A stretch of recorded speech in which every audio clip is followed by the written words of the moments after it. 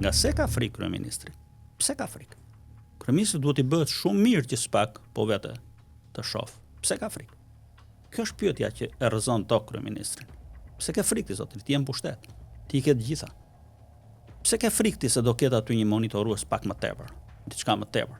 Aty ka monitorues, do vinë nga Evropa, do vinë.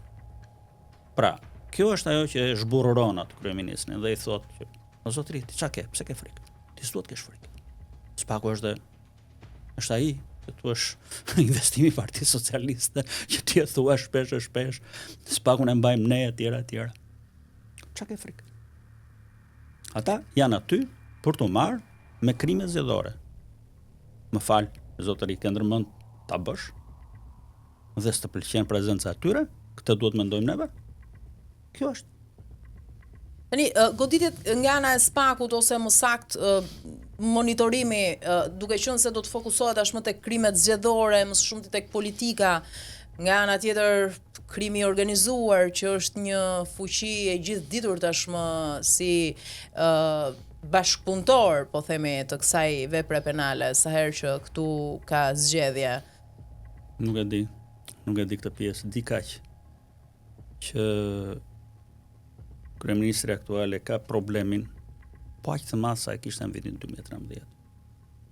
Pra, duket sikur ai ka bërë ciklin, e ka ngrënë qertullin, them unë, e ngri të zona rrethore, sepse gjithkush nisja e gjithkujt në këtë botë është në formë rrethore, nuk është në formë të drejtë. Dhe kthesh prapë në vendin ku ke nisur dhe mbyllet aty historia. Dhe unë shoh të njëjtën frikë që ai ka pasur në 2013 kur tha aleancën me djallin, mjaft të heqë Sali Berisha. Kjo është një problem shumë i madh, sepse nga kjo, nëse ai vjen me të njëjtën mendje dhe në këto zgjedhje, ne do kemi shumë probleme në këto zgjedhje.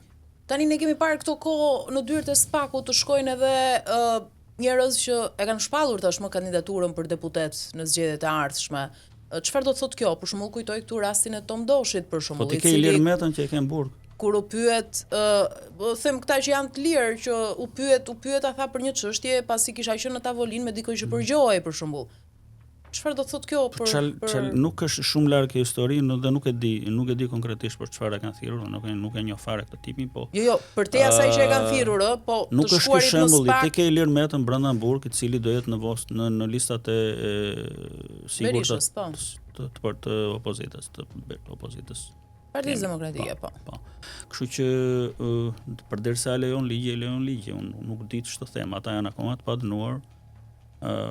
Dhe një moment mund të shpallen edhe pa fajshëm, nuk e di, por nuk është ky problemi.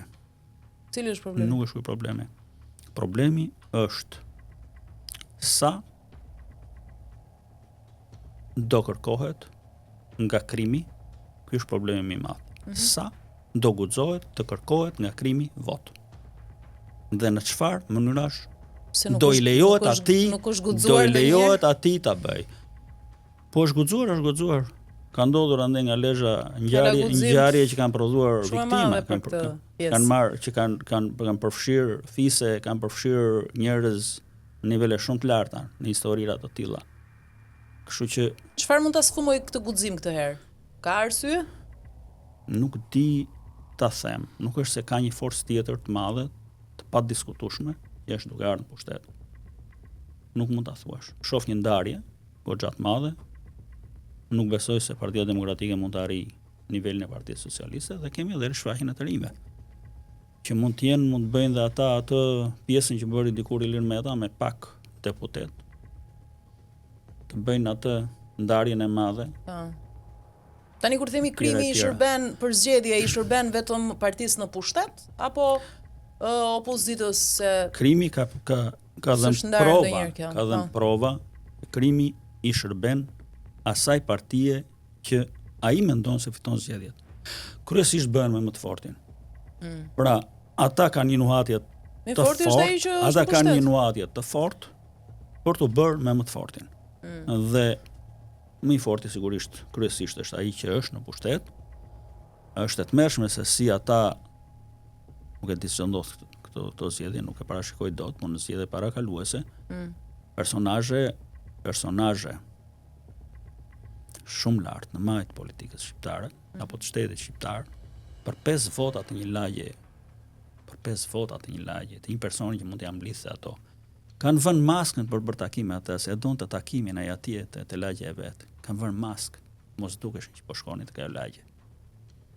Pra, bëjnë si qënd për 5 vota, sepse e din shumë mirë që 5 vota mund ndryshojnë fatin, si dikur ta zënte Bashkia e Tiranës si për 5 vota u bë. Ndahet për një vot ajo po. Historia.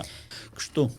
Okej, ndërkohë, kohët e fundit kemi një ndryshim të retorikës, sidomos të Partisë Socialiste ndaj SPAK-ut, ndaj drejtësisë së re, sepse nga opozita, nga Berisha jemi të njohur prej kohësh me këtë. Pse po e sulmon tani kryeministri Rama SPAK-un? Nuk po e sulmon tani. Ka sulmuar vazhdimisht.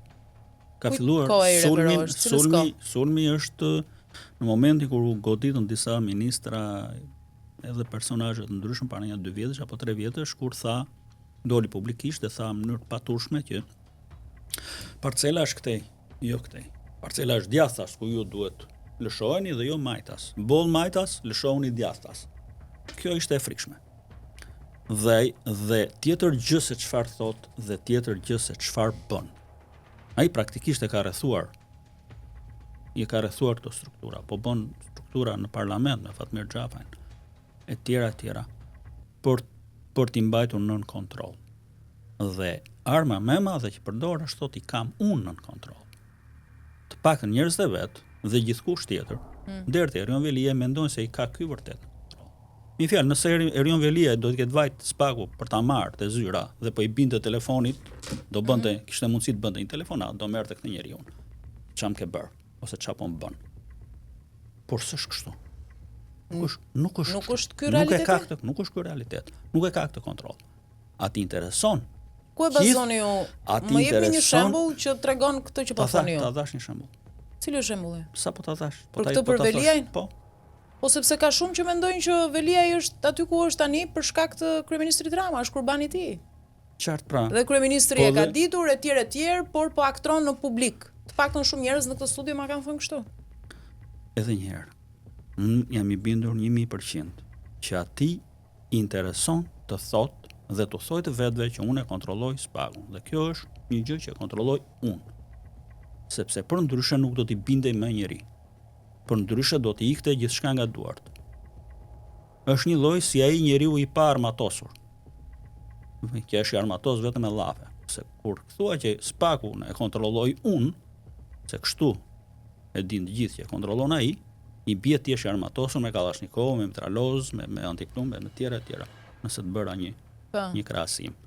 Dhe të tjerët shohin te ty një qenie që duhet të pyesin dhe të të marrin leje për gjithçka, duhet të binden për gjithçka, e tjera. Mund të firmosësh për gjithçka sepse ai kanë mos e çaj kokën, ka mundën kontroll, po firmos, vazhdo. Po ka nga ata që thonë që SPAK-un e ka kapur dhe e kontrollon Edi Rama. Tani ka dhe një problem tjetër. Tani. Se e ka thënë këtë që e kam nën kontroll. Dhe din të gjithë se s'tëri që do të më. Kjo është një problem i madh. Okej, po dakor se i duhet me patjetër që ndroj koherent. Ndërkohë, ata që thonë, që pretendojnë, akuzojnë përdit, sidomos nga opozita, që SPAK-un e ka kapur Edi Rama, e bazojnë edhe në pyetjen që bëjnë shpesh, pse SPAK nuk arrin dot të shkojë deri te kryeministri, që të bëhet i besueshëm se nuk dirigjohet prej tij. Ne nuk e dim nëse SPAK ka bërë apo do bëj në afërsi veprime të tilla.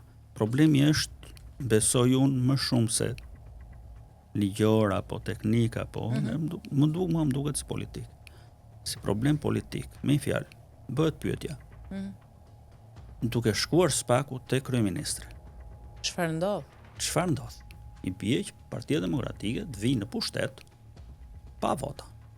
Bie gjithë ngrehina e tmerrshme e llafeve.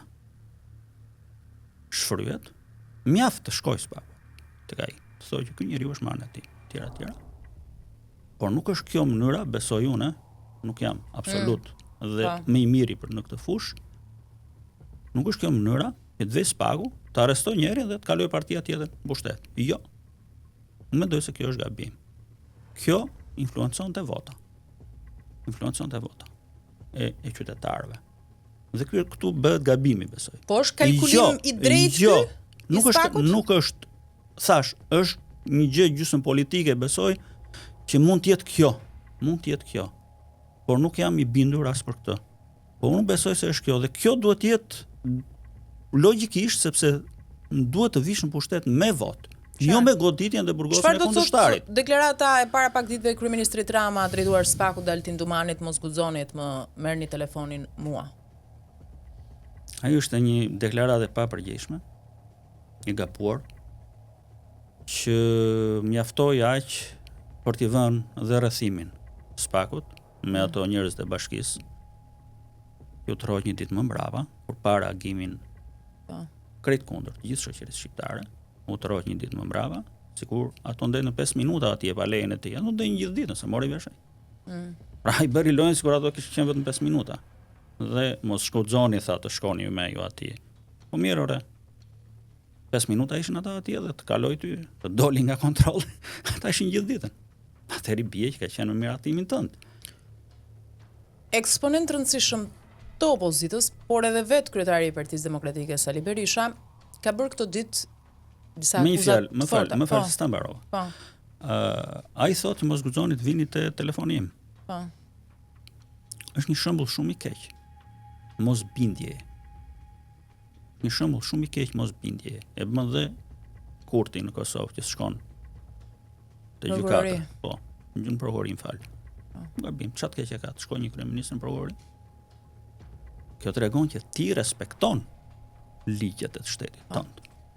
Edhe ky zotëria duhet të respektojë ligjet e shtetit vet. Jo të thojë që mos vini te celulari im, po të vinë ore sa ashtu, derisa ligji është me të gjitha, po do vinë dhe ç'a jeti. Je zotin tok. Kjo është, nëse ti pranon që në këtë vend ka demokraci, nëse ti thua që ky vend do integrohet në Bashkimin Evropian, nëse ti thua që këtu institucionet bëjnë punën e tyre, atëherë edhe ti je një lloj si gjithë të tjerët. Mos guxoni. Ç'a do të thënë kjo? Kur thua mos guxoni, atëherë ti gjithë njerëzit në mbështetje tu alshove Spakut. Siç alshoi Berisha Spakut, siç alshoi Ilir Meta Spakut, e ç'a mbeti Spakut? I mbeti vetëm shoqëria. Ato shqiptarët e ndershëm dhe të vuajtur që duan që dhe shohin një rrezë dritë që oke, ora po bëhet një farë drejtësia në këtë vend. Siç po thoja, eksponent rëndësishëm të Partisë Demokratike ditët e fundit kanë hedhur akuzat forta në publik se para pak ditësh agent Byros Kombëtar të Hetimit kanë ushtruar kontrolle në ambientet e kryeministrisë, kanë sekuestruar ndërkohë laptopin e sekretarit përgjithshëm Ëngjëlla Gaçi, ndërkohë që ky i fundit ka ikur. Ka informacion për këtë? Nuk kam asnjë informacion për këtë. Se ka bërë kryeministri reagim publik për këtë. Jam i prirur të besoj që edhe mund të jetë smur. Jam i prirur të besoj.